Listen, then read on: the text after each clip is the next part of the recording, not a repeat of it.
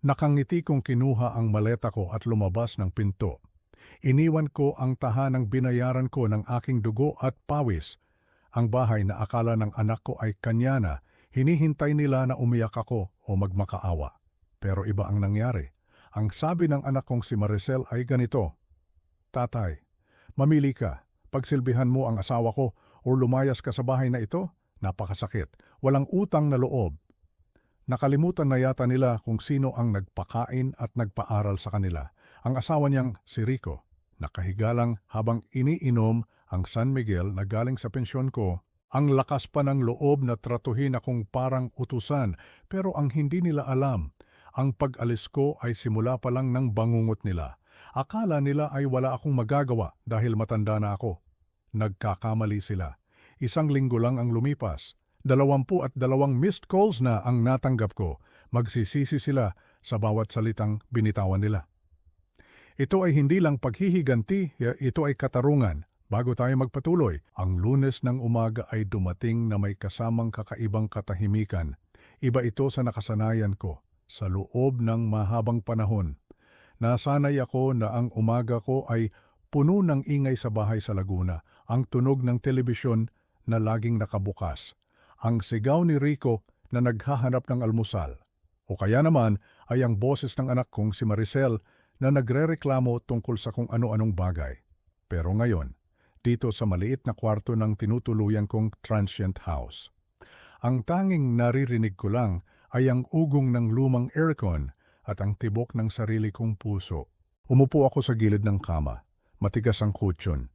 Hindi ito kasing lambot ng kama ko sa bahay, yung kama na binili namin ng namayapa kong asawang si Carmen. Pero sa totoo lang, mas mahimbing ang tulog ko kagabi kaysa sa mga nakaraang taon. Kinuha ko ang aking salamin at isinuot ito. Inilatag ko sa maliit na mesa ang aking laptop at ang mga papeles na dala ko para akong isang general na naghahanda para sa isang gyera. Ang sandata ko ay ang katotohanan at ang kapangyarihan na bawiin ang lahat ng ibinigay ko.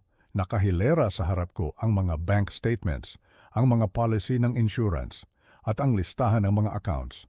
Bawat numero na nakikita ko sa papel ay kumakatawan sa pawis at dugo ko.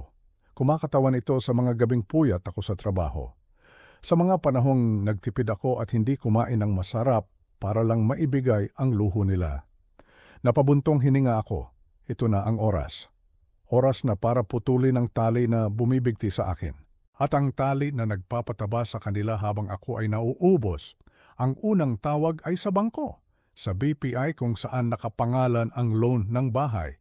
Ang bahay na tinitirhan nila ngayon, linggo-linggo, araw-araw. Kampante silang natutulog doon dahil alam nilang si tatay ang bahala.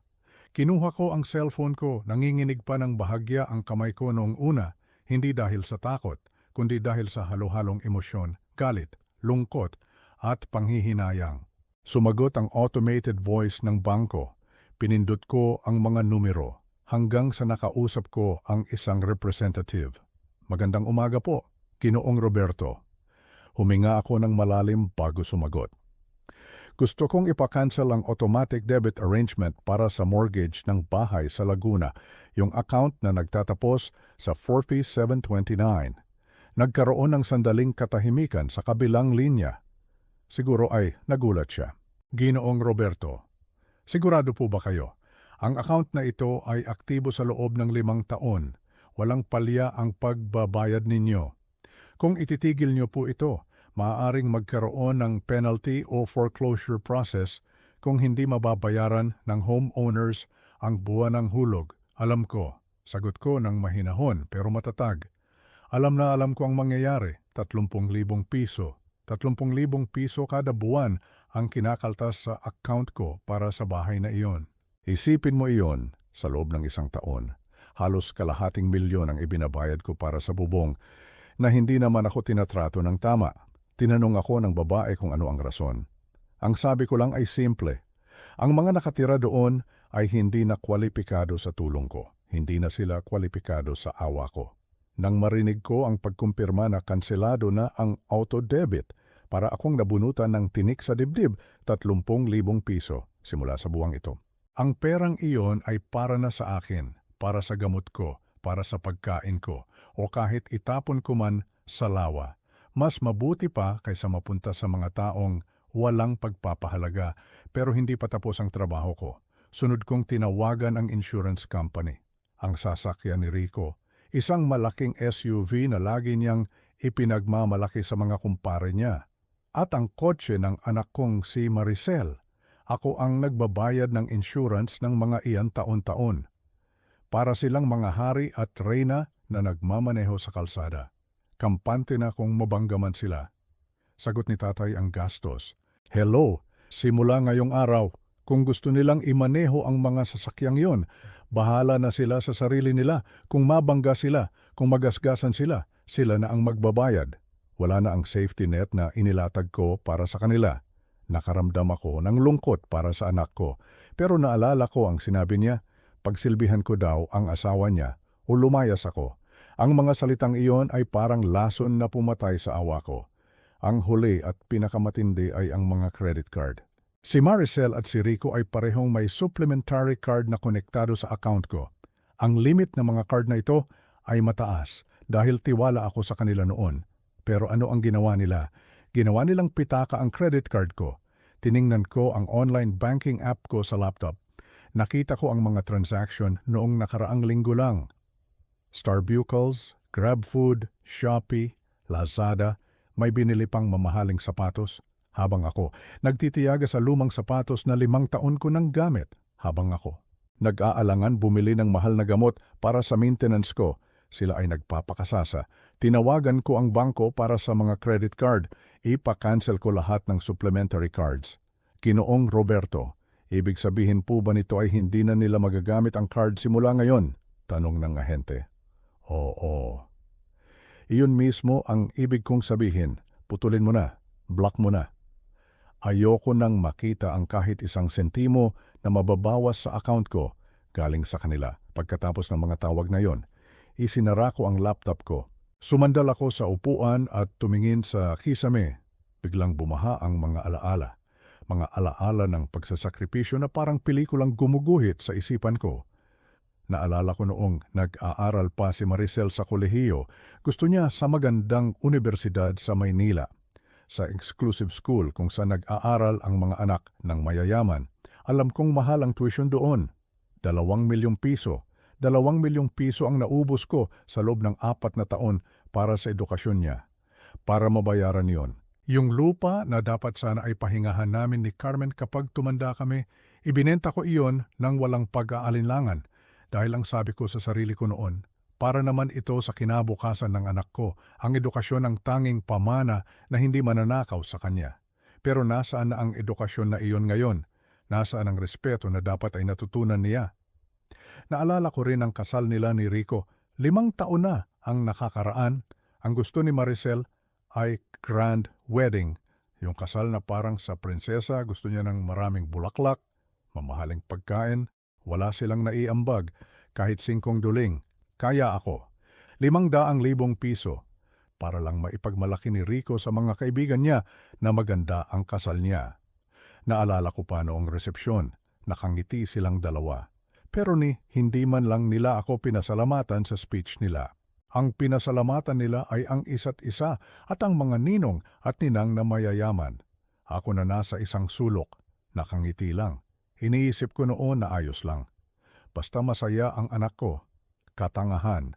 Isang malaking katangahan ang pagiging martir ko. At ang bahay na iyon. Noong nagsisimula pa lang sila, wala silang matirhan. Ayaw nilang umupa dahil sayang daw ang pera. Kaya binigay ko ang ipon ko, 1,250,000 piso. Ibinayad ko yon bilang down payment sa bahay na gusto nila. Sabi ko, ito na ang tulong ko para makapagsimula kayo ng magandang buhay. Ang akala ko ay magsusumikap sila para bayaran ng monthly amortization. Pero hindi, ilang buwan lang. Umiiyak na lumapit sa akin si Maricel. Dad, hindi namin kaya ang monthly. Tulungan mo naman kami. At dahil mahina ako sa anak ko, ako na ang nagtuloy ng bayad. Ako na ang umako ng responsibilidad na dapat ay sa kanila. Lahat ng sakripisyong iyon, ang halaga ng pawis, ang halaga ng pagtitipid ko, lahat iyon ay binaliwala nila noong pinalayas nila ako. Ang kapalit ng 2 milyon sa tuition ay ang pagtaboy sa akin na parang aso. Habang nagbabalik tanaw ako, biglang umilaw ang cellphone ko sa mesa. Isang tawag mula kay Maricel. Hindi ko sinagot. Pinanood ko lang itong mag-ring hanggang sa tumigil. Hindi ko rin sinagot. Sa loob ng isang oras, 10 missed calls pagkalipas ng tanghali. Umabot na sa 20. Nakikita ko sa imahinasyon ko ang nangyayari sa kanila ngayon. Siguro ay nasa grocery si Maricel. Steak. Pagdating niya sa cashier, iinabot niya ang credit card na supplementary ko. Masayang-masaya pa siguro siya habang iniscan ng cashier ang mga items, pero pag-swipe ng card, declined. Subukan niyo po ulit, sasabihin siguro ni Maricel. Baka nagkamali lang, iswa-swipe ulit ng cashier, declined, transaction failed. Nakikita ko ang pamumula ng mukha ng anak ko, ang hiya habang nakatingin ang mga tao sa pila sa likod niya. Ang pagkalito, bakit hindi gumagana, bakit walang pera, at si Rico. Siguro ay nasa gasolinahan siya. Nagpapakarga ng full tank sa SUV niya. Pagkatapos ay bibili pa ng sigarilyo at beer sa convenience store. Pag-abot niya ng card, wala. Hindi tatanggapin, mapipilitan silang magbayad ng cash. Kung may cash man silang dala, pero kilala ko sila. Hindi sila nagdadala ng maraming cash dahil umaasa sila sa card ni tatay. Mapapahiya sila, magtatalo sila, pero simula pa lang yan. Hapon na nang magsimulang dumating ang mga notification sa email ko, mga alerts mula sa Meralco at Maynilad. Dahil tinanggal ko na ang aking email address at pinalitan ko ng email nila Rico sa billing information. Sigurado akong natanggap na rin nila ang notice of disconnection. Ako kasi ang nagbabayad dati via auto-deduct, pero tinanggal ko na yun kanina lang, ang tunay na halaga ng tubig na tumutulo sa gripo. Nag-vibrate ulit ang cellphone ko, isang text message mula kay Rico. Tay, bakit declined ang card ko? Nasa gasolinahan ako, nakakahiya. Napangiti ako ng mapait, nakakahiya pala ha. Mas nakakahiya ba iyon kaysa sa pagpapalayas niyo sa akin? Mas nakakahiya ba iyon kaysa sa pagtrato niyo sa akin na parang utusan sa sarili kong bahay? Hindi ako nag-reply. Pinatay ko ang cellphone ko. Lumabas ako ng kwarto at naglakad-lakad sa maliit na garden ng transient house. Ang hangin ay presko. Ang huni ng mga ibon ay masarap sa tainga. Sa unahang pagkakataon sa loob ng maraming taon. Naramdaman ko na ako ang may kontrol sa buhay ko. Hindi ito paghihiganti, paulit-ulit kong sinasabi sa sarili ko. Hindi ito paghihiganti, ito ay pagtuturo. Tinuturuan ko silang tumayo sa sarili nilang paa. Tinuturuan ko silang pahalagahan ang bawat sentimo. Tinuturuan ko sila ng leksyon na hindi nila natutunan sa mamahaling universidad. Ang leksyon ng utang na loob at responsibilidad. Sa malayo, nagsisimula pa lang ang dilim sa buhay nila. Pero dito sa kinaroroonan ko, payapa ang lahat. At ito ay umpisa pa lang. Marami pa akong nakahandang sorpresa para sa kanila. Martes ng umaga, maaga akong nagising kahit na malambot na sana ang unan ko sa tinutuluyan kong transient house. Ang katawan ko ay naghahanap ng kape. Yung kape na matapang at mainit, yung kayang gisingin ang diwa ko mula sa bangungot ng nakaraang linggo. Nagpasya akong lumabas para mag-almusal. Naglakad ako papunta sa bayan. Sa paborito kong karinderya malapit sa lumang simbahan, ang Aling Nenas Tapsilugan.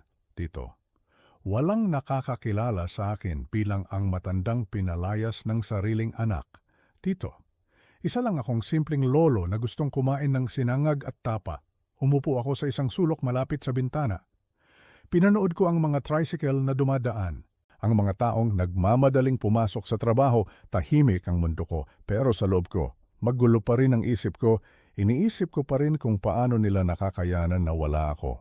Kung paano nila binabayaran ang mga bills ngayong putol na ang lahat habang humihigop ako ng kape. May narinig akong pamilyar na boses. Roberto. Ikaw ba yan? Lumingon ako, si Ben. Ang matalik kong kaibigan noong nagtatrabaho pa ako sa bangko. Si Ben ay retirado na rin tulad ko. Pero paminsan-minsan ay dumadalaw pa rin siya sa branch para kumustahin ang mga dating katrabaho. Matagal na kaming hindi nagkikita, simula nung ilibing ang asawa kong si Carmen. Ben, Masaya kong bati sabay tayo para kamayan siya. Maupo ka. Umupo si Ben sa tapat ko, pero may napansin akong kakaiba sa kanya. Hindi siya nakangiti. Ang mga mata niya ay may halong pag-aalala at awa. Hindi siya mapakali sa upuan. Parang may gusto siyang sabihin, pero hindi niya alam kung paano uumpisahan. Kumusta ka na, Roberto? Balita ko lumipat ka na daw ng tirahan. Sabi ni Ben habang nilalaro ang kutsara sa kape niya. Napabuntong hininga ako. Mabilis talaga ang balita sa probinsya. Oo pare, tumango si Ben. Pero nanatili ang seryoso niyang mukha. Roberto? Kay Rico. Anumingin si Ben sa paligid para siguraduhing walang nakikinig. Pagkatapos ay humilig siya palapit sa akin at ibinaba ang boses. Noong isang buwan, pumunta si Rico sa bangko. Sa branch kung saan tayo dating nagtatrabaho, dala-dala niya ang titulo ng lupa at bahay mo sa Laguna. Nanlamig ang buong katawan ko, ang titulo ng lupa. Iyon ang pinaka-iniingatan kong dokumento. Nakatago iyon sa safe sa kwarto ko. Paano niya nakuha iyon? Nagtataka ako kung bakit hawak niya. Patuloy ni Ben, gusto daw niyang isanla ang bahay kahit na parang ayaw ko nang marinig ang sagot. 2 milyon. Muntik ko nang mabitawan ang hawak kong tasa. 2 milyong piso kapalit ng bahay na pinagpaguran namin ni Carmen ng ilang dekada. Pero Roberto, SPA, may pirma mo sa ibaba.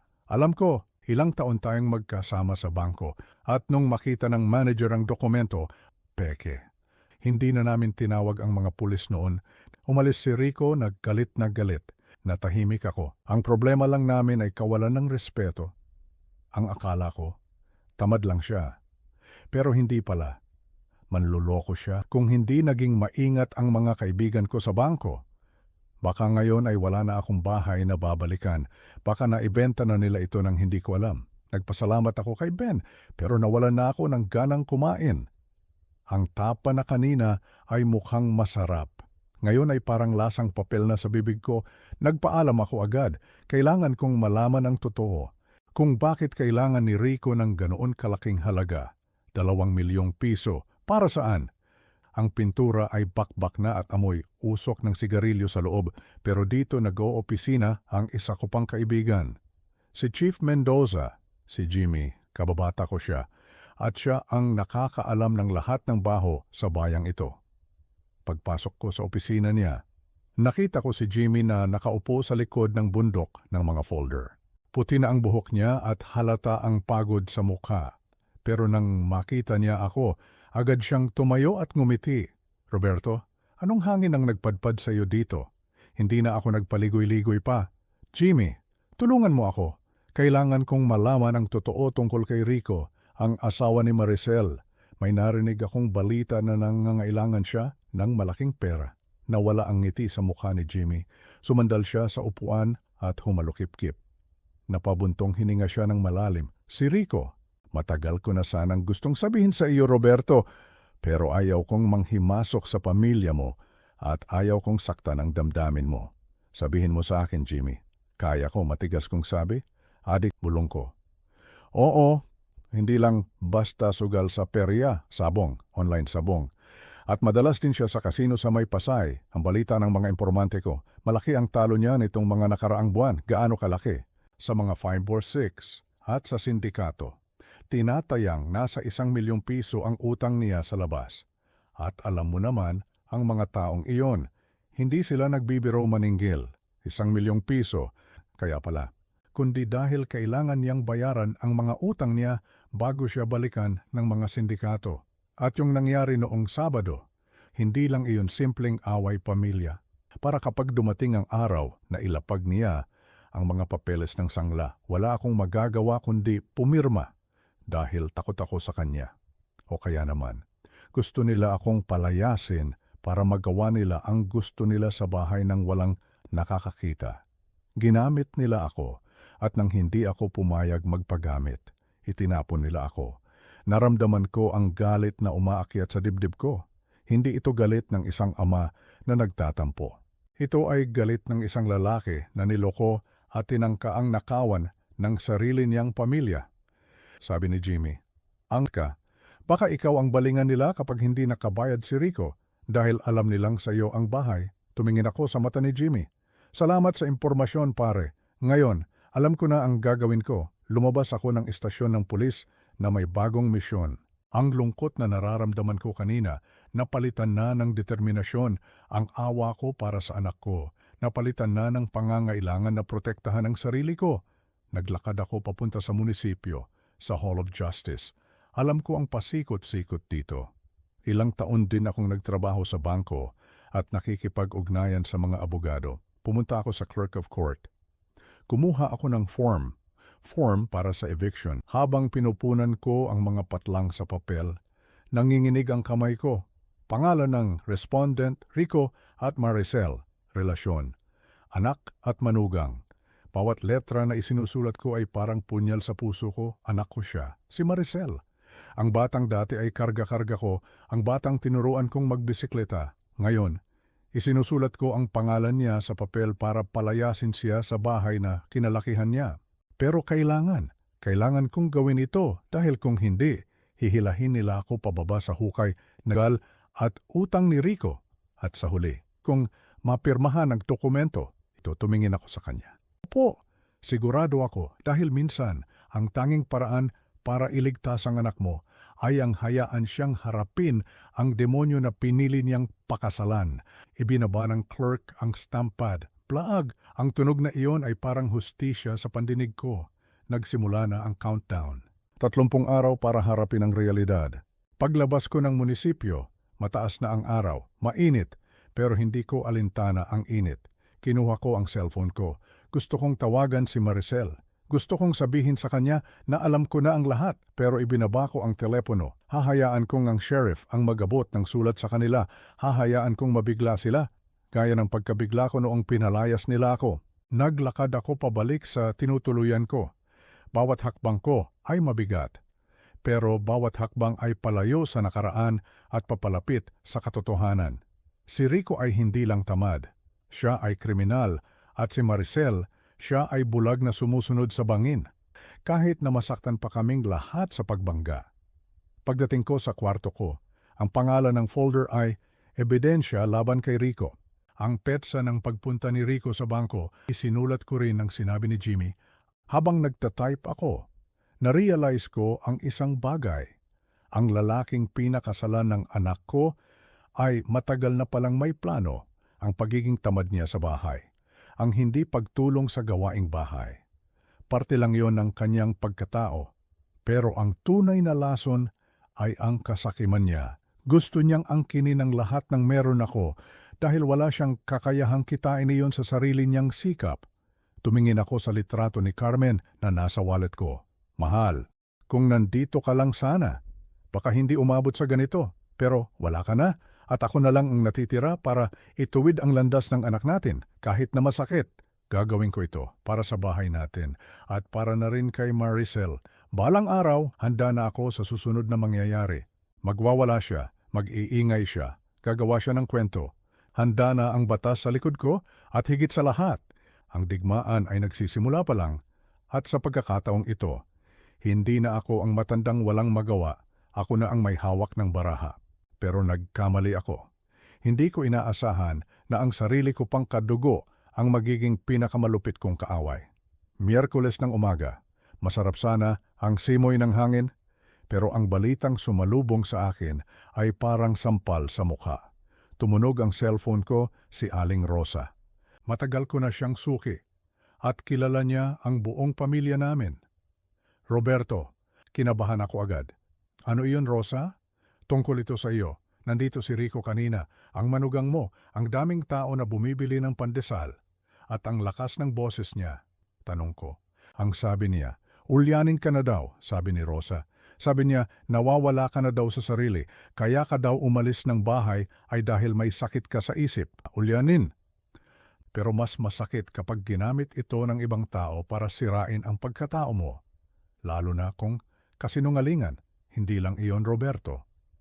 Dagdag ni Rosa, may dala siyang papel. Ang sabi niya, complaint daw iyon. Ay re-report ka daw niya sa DSWD o sa barangay. Ang claim niya ay elder abuse daw. Pero baliktad, ikaw daw ang inaabuso ng ibang tao at nagpapa-impluensya ka daw Sa mga masasamang payo, kaya mo sila pinalayas. Gusto kanyang ipa-declare na incompetent para makuha niya ang kontrol sa pera mo. Alam ni Rico na hindi siya mananalo sa legal na paraan. Gusto niyang palabasin na sira ang ulo ko para mapawalang bisa ang mga desisyon ko, para mapawalang bisa ang eviction notice. Salamat sa pagsabi, Rosa, ang sabi ko na lang. Pero sa loob-loob ko, nanggigil ako pagkatapos ng tawag. Hindi ako mapakali. Lumabas ako para magpahangin. Pero kahit saan ako tumingin, parang nakikita ko ang mga mata ng tao na humuhusga sa akin. Totoo kaya? Totoo kayang ulyanin na si Lolo Roberto? Yun ba ang iniisip nila? Maya-maya pa tumunog ulit ang telepono ko sa pagkakataong ito. Pangalan ni Maricel ang nasa screen. Ilang beses akong huminga ng malalim bago ko sinagot. Inihanda ko ang sarili ko sa isa na namang sigawan. Or sa isa na namang panunumbat. Hello? Sagot ko. Hagulgol. Tatay. Tatay. Natahimik ako. Tatay. Ang daming naniningil sa bahay. Wala kaming kuryente. Wala kaming tubig. At tatay, bunto. Natigilan ako. Buntis. Isang apo. Ito ang pangarap ko. Simula noong ikasal sila 5 taon na ang nakakaraan. Lagi kong ipinagdarasal sa Quiapo. Nabigyan ako ng apo bago man lang ako mawala sa mundo. Gusto kong makarinig ng tawa ng bata sa bahay. Gusto kong may kalaro ako. Gusto kong may tawaging lolo. Tatay, sabi ni Maricel. Umiiyak pa rin. Stress na ako, sabi ng doktor. Delikado ang lagay ng bata. High-risk pregnancy daw. Kapag nagpatuloy ang stress ko sa mga utang at sa pagpapalayas nyo sa amin, baka mawala ang apo nyo. Parang piniga ang puso ko, ang kapo ko, ang dugo at laman ko. Nasa panganib dahil sa akin. Dahil sa tigas ng puso ko, kailangan namin ng pera, tatay. Para sa gamot, para sa check-up. Parang awa mo na. Kahit para na lang sa apo mo, hindi para kay Rico, hindi para sa akin, para sa bata. Muntik na akong bumigay, muntik ko nang sabihin na, sige anak, umuwi ka na, ako na ang bahala. Pero may pumigil sa akin, isang boses sa likod ng isip ko, ang boses ng karanasan, ang boses ng pagdududa. Bakit ngayon lang? Bakit ngayon lang niya sinabi kong kailan gipit na sila? Noong nakaraang linggo lang, pinalayas nila ako, wala siyang nabanggit na buntis siya. Anak, mahinahon kong sabi. Sinong doktor ang tumingin sa iyo? Kay Dortra. Medyo napatigil siya sandali bago sumagot. Sige anak, magpapahinga ka. Titingnan ko ang magagawa ko. Ibinaba ko ang telepono. Gusto kong maniwala. Gusto kong maniwala na magkakaapo na ako. Pero ang tiwala ko ay basag na. Hindi ko pwedeng ibigay ang huli kong baraha base sa salita lang, lalo na at napatunayan kong kaya nilang magsinungaling para sa pera. Kinuha ko ulit ang telepono. Hinanap ko ang numero ni Dr. Reyes. Kilala ko siya. Siya ang OB-GYN ni Carmen noon at siya rin ang doktor ni Maricel mula pa noong dalaga ito. Hello? Dr. Reyes. Si Roberto po ito, Dr. Nadyan ba ang anak kong si Maricel noong nakaraang linggo o ngayong linggo? Narinig ko ang pagbuklat ng mga pahina sa kabilang linya o kaya ay pagtipa sa computer. Roberto. Wala naman dito si Maricel. Ang huling record niya dito ay noong nakaraang taon pa para sa annual check-up. Bakit? May sakit ba siya? Buntis? Imposible, Roberto. Nagpaligat si Maricel 2 taon na ang nakakaraan. Diba? Alam mo yon. Sinabi niya sa akin na ayaw na nilang magkaanak ni Rico dahil gusto nilang mag-travel. Nanlumo ako. Nagpaligat. Lahat ay kasinungalingan. Ginamit niya ang kahinaan ko bilang isang ama at lolo para lang makakuha ng pera. Para lang pagtakpan ang mga utang ng asawa niyang sugarol, ang sakit.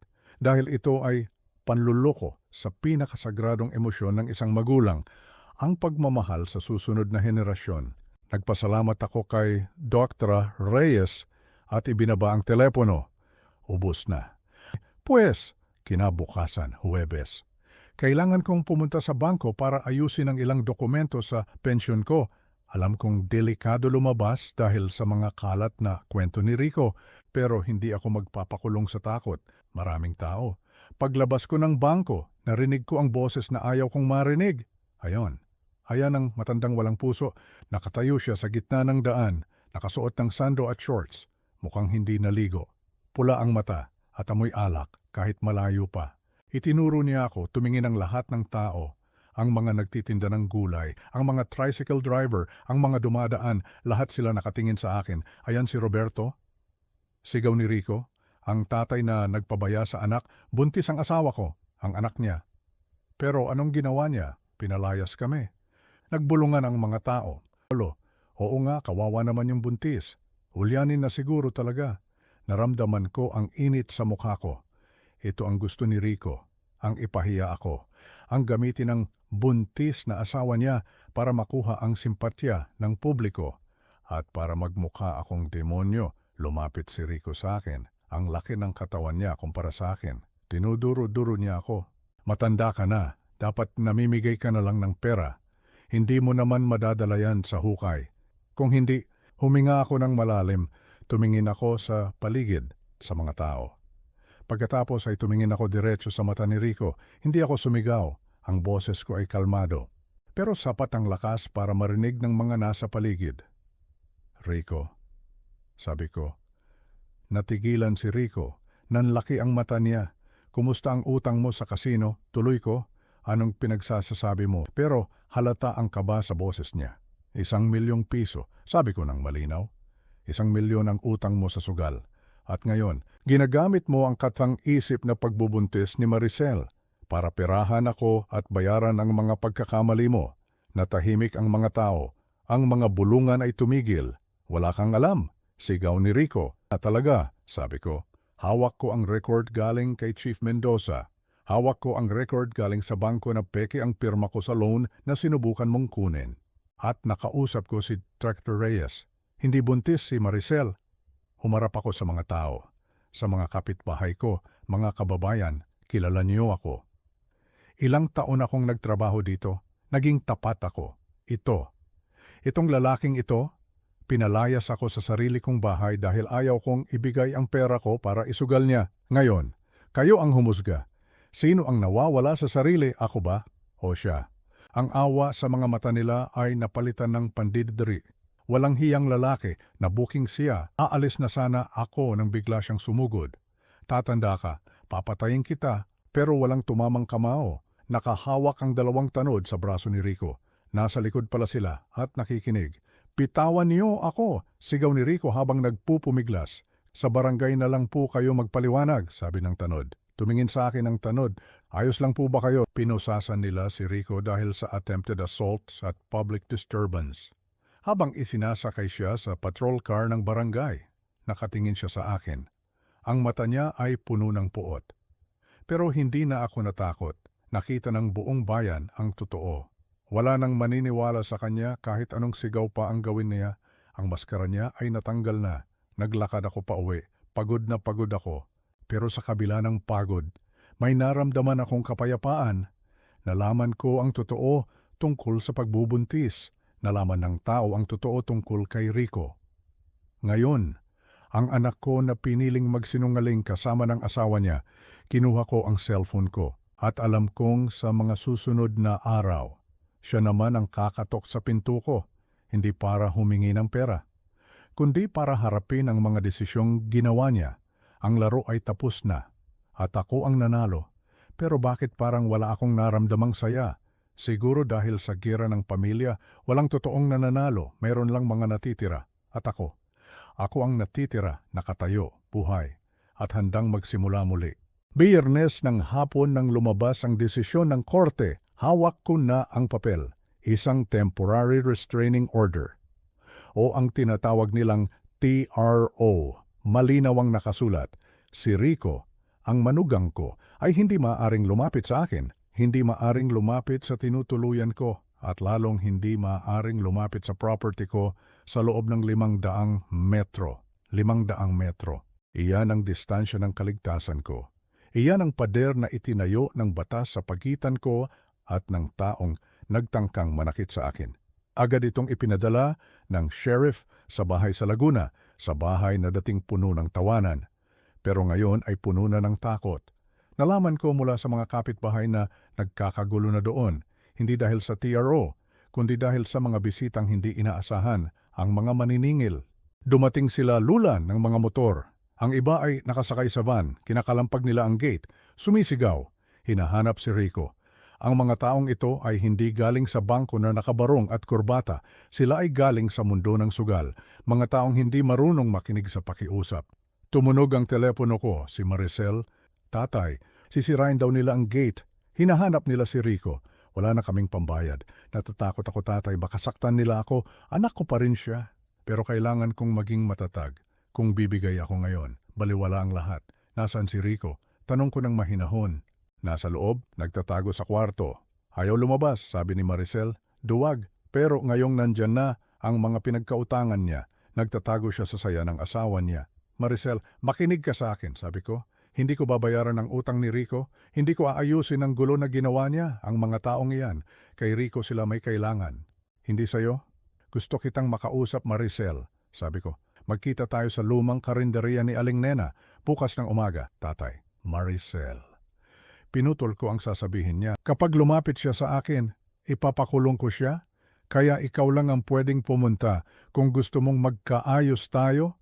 Katahimikan, mahabang katahimikan. Maaga akong dumating sa karinderya, yung tahimik.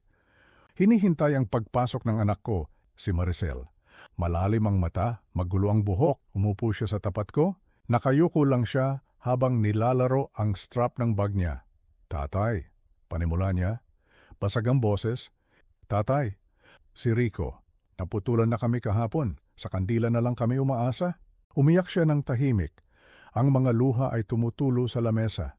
Bakit mo ako pinapunta dito, tatay? O kaya pambayad sa interes ng utang? Tiningnan ko siya. Talagang pera pa rin ang nasa isip niya.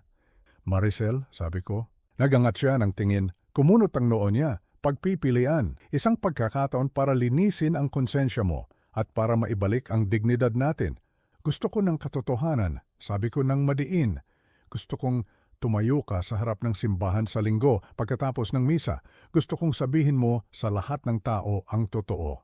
Anong totoo? Tanong niya, parang natatakot. Lahat. Sabihin mo sa kanila kung paano ko kayo binuhay sa loob ng 5 taon. Sabihin mo kung magkano ang ginastos ko sa tuition mo, sa kasal nyo, sa bahay. Sabihin mo sa kanila na pinalayas niyo ako dahil lang sa hindi ako sumunod sa utos ng asawa mo. At sabihin mo sa kanila ang tungkol sa sugal ni Rico. At ang kasinungalingan niyo tungkol sa pagbubuntis. Namutla si Maricel. Tatay, nakakahiya. Bulong niya, gusto mong ipahiya ko ang sarili ko sa buong bayan. Pagtsitsismisan kami, pagtatawanan kami. May pagkakaiba ang hiya at ang katotohanan, Maricel. Sagot ko. Ang hiya ay yung ginagawa niyo ngayon. Nagtatago kayo sa kasinungalingan. Ang katotohanan ay magpapalaya sa iyo. Kung hindi mo kayang gawin iyan, ibig sabihin, mas mahalaga sa iyo ang sasabihin ng ibang tao kaysa sa relasyon natin. Mas mahalaga sa iyo ang pride ni Rico kaysa sa sakripisyo ng ama mo. Yumuko ulit siya, umiiyak. At may isa pa, dagdag ko, ano pa tatay? Tungkol sa bahay, sa Laguna. Napaangat siya ng tingin. May konting pag-asa sa mata niya. Siguro ay iniisip niya na ibabalik ko ang bahay sa kanya. Kukunin ko ang bahay, Maricel. Legal na sa akin iyon at sisiguraduhin kong may aalis kayo doon sa loob ng 30 araw. Saan kami titira, tatay? Wala kaming mapupuntahan, hindi ko alam, sabi ko. Matatanda na kayo, kaya nyo na yan. Pero ito ang gusto kong malaman mo. Ang bahay na iyon, hindi na mapupunta sa iyo bilang mana. Ha? Gulat na gulat siya. Nagpunta ako sa abogado kahapon. Pinago ko na ang huling habilin ko. Ang bahay at lupa ay idodonasyon ko. Ibibigay ko ito sa Gawad Kalinga o kaya sa samahan ng mga veteranong sundalo.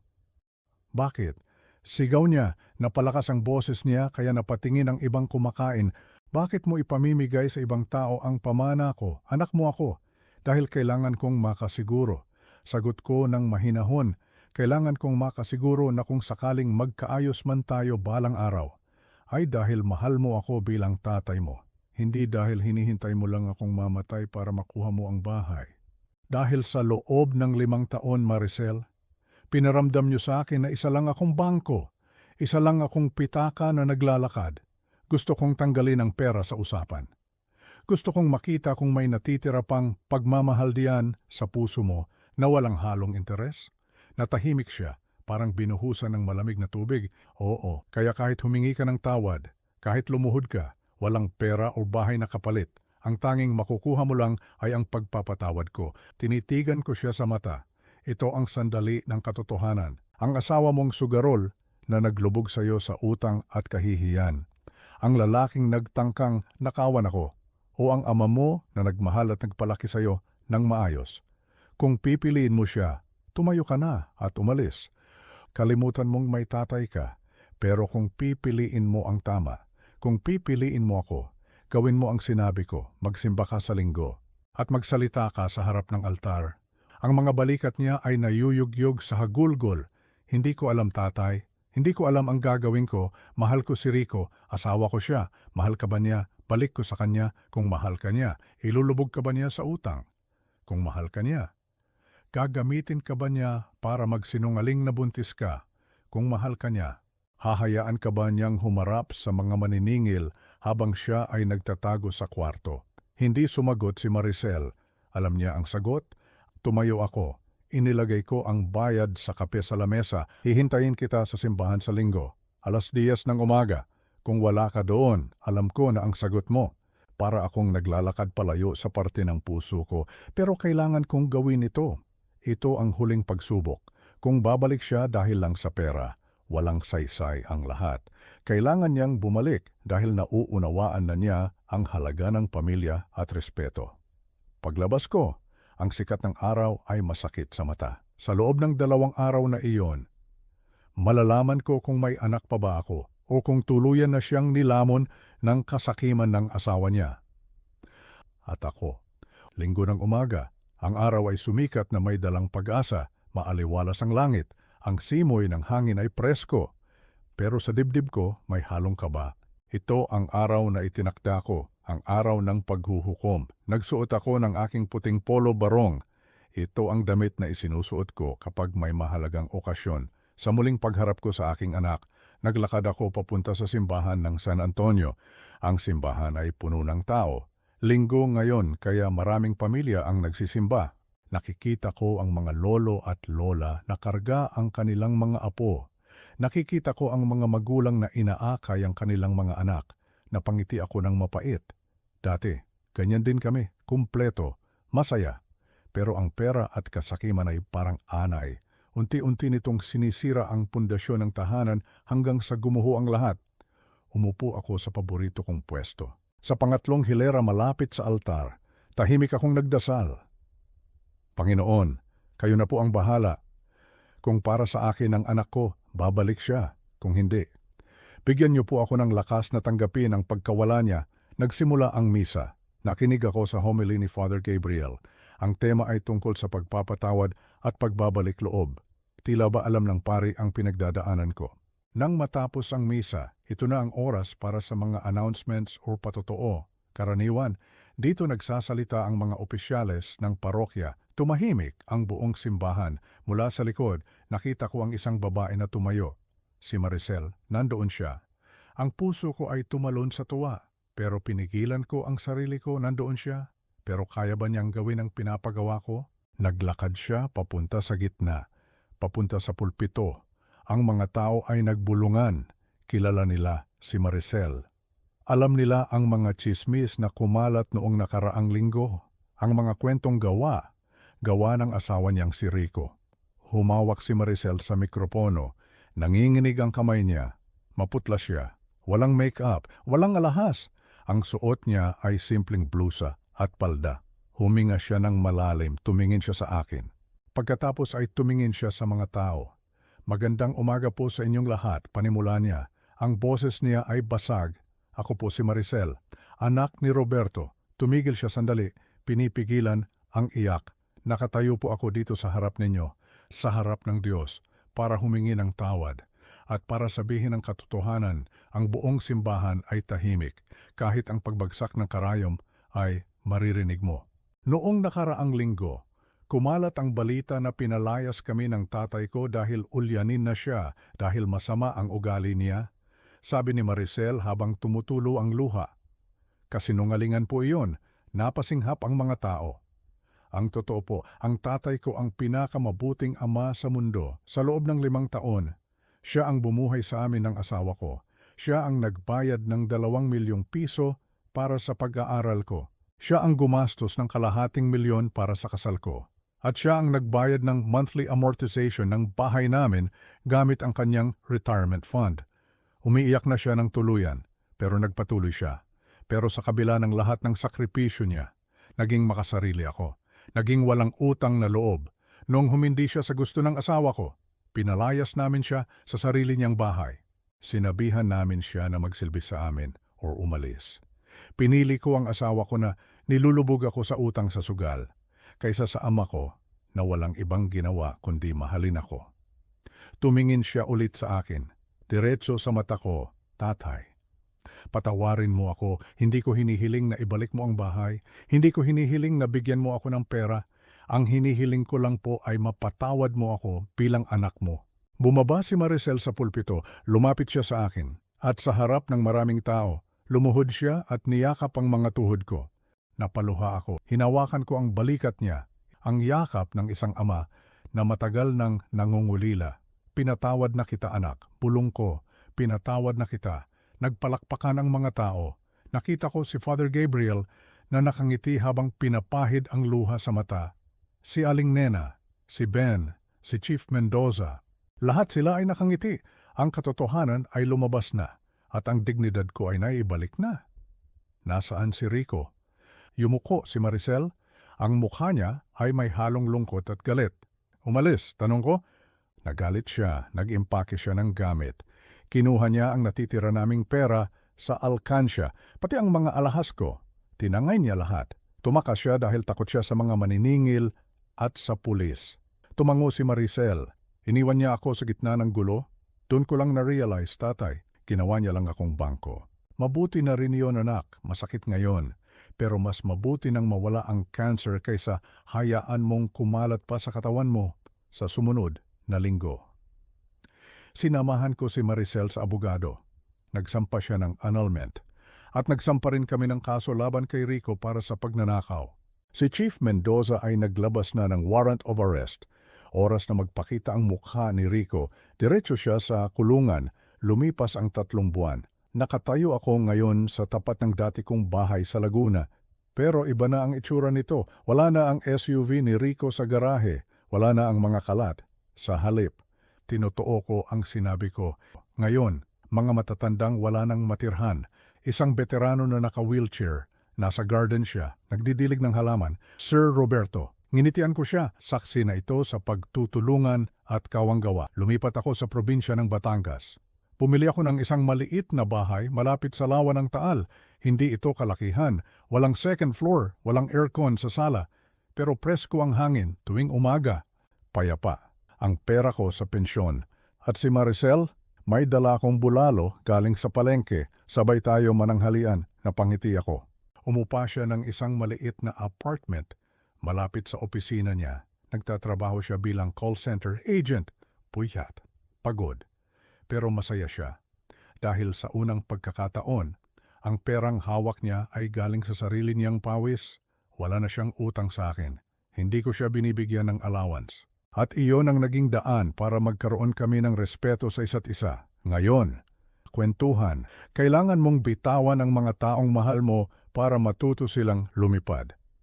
At kailangan mong hayaang madapa sila para matuto silang tumayo. Masakit. Inilapag ko ang cellphone ko sa mesa. Tanaw ko na ang sasakyan ni Maricel na paparating. Huminga ako ng malalim. Nalanghap ko ang amoy ng dagat at ang amoy ng kalayaan.